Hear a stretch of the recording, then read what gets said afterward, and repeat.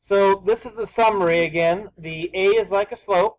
It opens up if it's a positive, opens down if it's negative. The H translates left to right. But remember, this is here. This is kind of opposite what you think. The negative moves it to the right, and the positive moves it to the left. So it's a little opposite. And the K moves the graph up and down. Okay. So when you're graphing this, you can look at it and say, all right, this is -4. So on this one, what is the A, the H, and the K equal to? That helps to actually label it. So the A is a number in front. In this case, there is no number, so you can use a 1 for the slope. The H is 4, and the K is 0, because there's no number on the outside. So just by knowing those numbers, our vertex is going to be at 4, 0, which is 4 to the right. So again, it's counterintuitive. It says -4, but it ends up moving it 4 to the right in the positive direction. That's because 4 is the number that makes this 0. If you think about, well, what do I need to get 0 in here? If it's what -4 is 0, it would be +4. And that's why positive, it moves to the right to the positive. Okay? And then the slope is 1, which is the same as 1 over 1. So you just go up 1 over 1. And I do stress the over part because it's over in each direction, up and over. And then, of course, use your straight edge.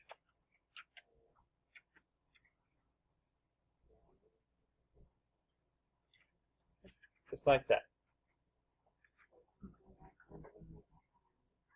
Okay, I'll do number 3 as well. Again, start off by actually explicitly writing what is the A, H, and K.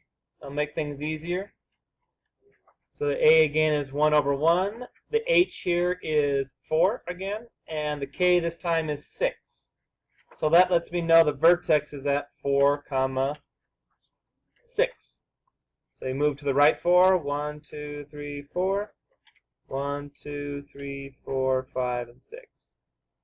And then use the slope to finish it up. Again, up 1 over 1, each direction. So you can see as you get used to this, it becomes much faster, and it's actually a pretty quick graph to create. Pretty fast to graph once you get the hang of it. You should not be using Desmos to do your homework. It'll actually take you longer. Okay? You should be looking at this. Now that we know what the 3 numbers do, you can graph it really fast by using that pattern.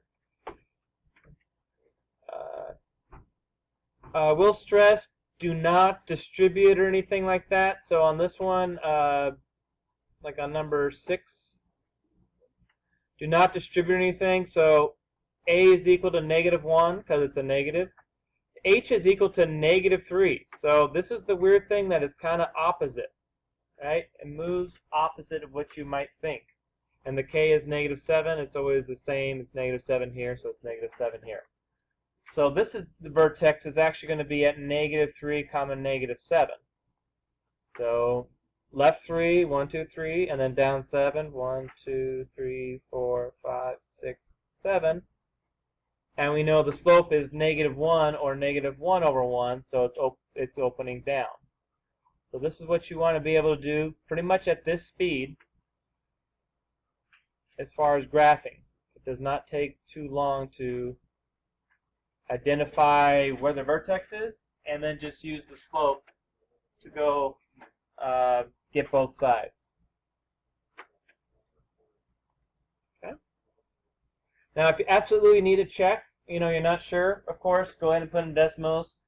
I don't want you graphing these all wrong because I told you not to really do it using a computer, but use it to check, not to do it for you. Remember, you have to be able to graph this on your own for your assessments. Okay, quick review about the domain and range. As I mentioned before, it's kind of like you're moving a straight line over the graph, and domain is the x's and the range is the y's. So if you move like a ruler over this, you'll see that it actually crosses the graph everywhere. Every single place where you move the ruler, it crosses the graph. Because these arrows mean it keeps on going on forever. So the domain for all these absolute values is going to be, I think we said use all reals. All reals. And there's a symbol. You can do this symbol as well. It's like an R with an extra line on it. It's all real numbers. Now the range is what changes, and you might want to do another further investigation on how does K and the range, how do they interact with each other? Okay. So imagine a horizontal line moving up and down, just horizontally. You can see that this is not graphed at all. There's nothing down here. But soon, if you're moving up and up and up, all of a sudden at 0, y equals 0, the graph starts. So that's the beginning of your graph, is at 0. Okay, you're pretty much saying, where does the graph start? Because it's not graphed anywhere, so it has to start somewhere. It starts at 0, and then it goes upward. So you say greater than or equal to. Same idea for 3. There's no graph here at all. It's moving up and up and up. As soon as you get to right here, which is 6, that's where the graph starts. On the y-axis is at 6. And again, it goes upward, so I'm going to use greater than or equal to. So you can see that the k, right, the k of the graph is related to the range of the graph. K kind of lets you know where does that graph start. Going down to number 6 that we did earlier, the graph here, the k starts at -7, so I know my range is at -7. But in this case, it starts at -7 and then it goes downward. So that's why I want to use a less than or equal to instead of a greater than, because it's going downward. And again, the domain is all reals.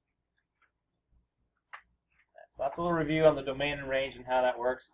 Look to use K to help with your range. Domain for Algebra 1 and absolute value, you don't have to worry about really anything else. It's going to be all reals for everything, more or less. Going on to the back, it asks you to do everything in the opposite direction. So on the front, they're asking you, here's an equation, go ahead and graph it. And then when you get down here, they're saying, okay, here's the graph, go ahead and write the equation. So you have to figure out the A, the H, and the K, and write your equation based upon that. Okay? So start these the same way. Do the A, H, and K. Right? And remember, H is kind of opposite. So since H moves left and right, it's moved to left 3, so H is actually a positive 3. K is the up and down, but this isn't moved up or down. It stayed at 0. Okay?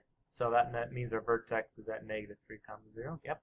So, and then we have, this A is the slope, so you can just count the rise and run. It's up 3 over 1, so our slope is 3 over 1, or just 3. So from there, you can put together the equation, f of x equals 3, absolute value of x plus 3, right? Even though it's at -3, it's going to be at plus 3 here. And we don't need to put the plus 0 on the end, so we can just leave it like that. And remember, opening down will be a negative, so I can see that A is going to be -2 over 1, or -2 here. And this time it's 2 to the right, so I know it's going to be a -2, and again, it's not moved up or down, so it's 0. You get the equation from that. Okay, good luck.